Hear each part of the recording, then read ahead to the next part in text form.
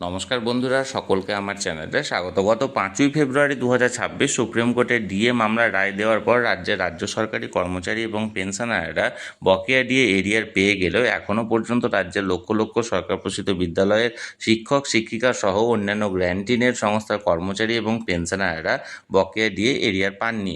এখন সুপ্রিম কোর্টের তরফ থেকে এই সমস্ত গ্র্যান্টিনের সংস্থার কর্মচারী এবং পেনশনারদের বকেয়া ডিএ এরিয়ার প্রদান নিয়ে কি বলা হয়েছে, মাননীয় বিচারপতি কি বলেছেন ক্যান্টিনের সংস্থার কর্মচারীদের নিয়ে, সকল কিছু নিয়ে আজকের ভিডিওতে বিস্তারিতভাবে আলোচনা করব। ভিডিওটি অত্যন্ত গুরুত্বপূর্ণ সকল ক্যান্টিনের সংস্থার কর্মচারী এবং পেনশনারদের জন্য, তাই প্রথম থেকে শেষ পর্যন্ত অবশ্যই ধৈর্য সহকারে দেখবেন এবং ভালো লেগে থাকলে অবশ্যই একটি লাইক করবেন এবং সকলের সঙ্গে শেয়ার করবেন। আর সেই সাথে চ্যানেলে প্রথমবার হলে অবশ্যই চ্যানেলটিকে সাবস্ক্রাইব করে নিতে ভুলবেন না। তাহলে চলুন আমরা বিস্তারিত জেনে নিই। সুপ্রিম কোর্টে গতকালকে অর্থাৎ 19শে আগস্ট ডিএ মামলার শুনানি ছিল এবং এই শুনানিতে গ্র্যান্টিন এড সংস্থার কর্মী এবং পেনশনারদের ডিএ এরিয়ার প্রদান নিয়ে কি আলোচনা হয়েছে সেটা আমরা শুনে নেব অন্যতম মামলাকারী সংগঠন সংগ্রামী যৌথ মঞ্চের আহ্বায়ক ভাস্কর বাবুর মুখ থেকে। চলুন আমরা তার মুখ থেকে সরাসরি জেনে নিই। আজকে সুপ্রিম কোর্টে আমাদের ডিএ মামলার শুনানি হলো, ডিটেলস শুনানি হয়েছে আজকে, এবং এই শুনানিতে আমাদের সংগ্রামী যৌথ মঞ্চের পক্ষ থেকে আমরা সিনিয়র আইনজীবী বিকাশ সিংকে আমরা নিযুক্ত করেছিলাম এবং তিনি গ্রান্টিন এডের বিষয়টা তুলেছিলেন।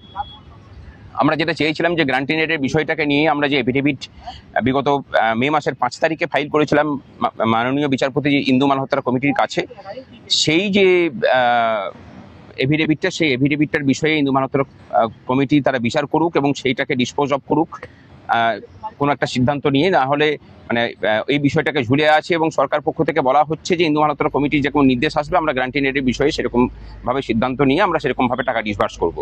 তো আমরা এটাকে নিয়ে কথা বলেছি। আমাদের পক্ষ থেকে সমস্ত কর্মচারী সংগঠনগুলোর পক্ষ থেকে প্রতিনিধি এবং আইনজীবীরা যাবেন মাননীয় মালহোত্রা কমিটির কাছে, তাদের রিপ্রেজেন্টেশন রাখবেন, তাদের বক্তব্য রাখবেন এবং সেখানে যেমন কোয়ান্টিফিকেশন নিয়ে কথা হবে, সেখানে যেমন সরকারি কর্মচারীদের যে অংশ বাদ পড়ে গেছে, ওয়ার্ক চার্জ এমপ্লয়ি থেকে শুরু করে যারা ডেলি রেটেড ওয়ার্কার, তাদের বিষয়েও আমরা কথা বলবো।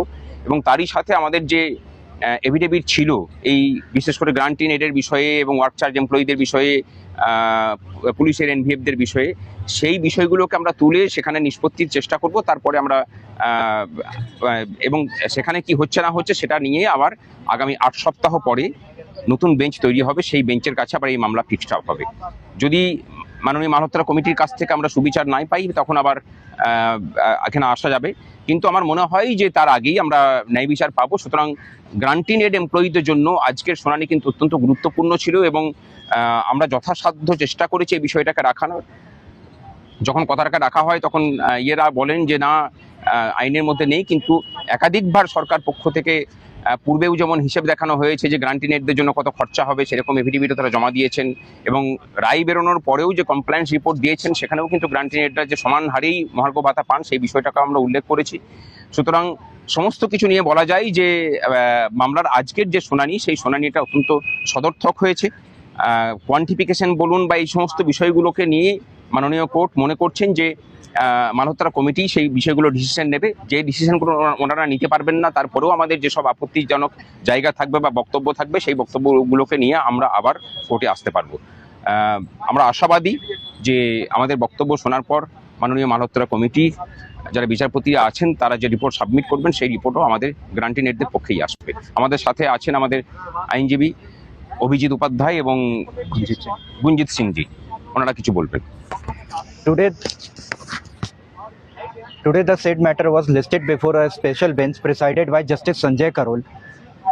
For our organization, senior advocate Vikas Singh appeared before the bench and apprised the issue of grant in aid candidates. We apprised the court that grant in aid candidates have not received a single penny and they are also at par with the state government employees. The state of West Bengal in its affidavit have itself stated that they will give the DA areas to the grant in aid employees, but they have not released any of the areas so far. So we have also filed a representation in form of the affidavit before the committee headed by Justice Indu Malhotra. We have mailed them and apprised of our grievances. Today we apprised that we have also emailed to the Justice Indu Malhotra committee.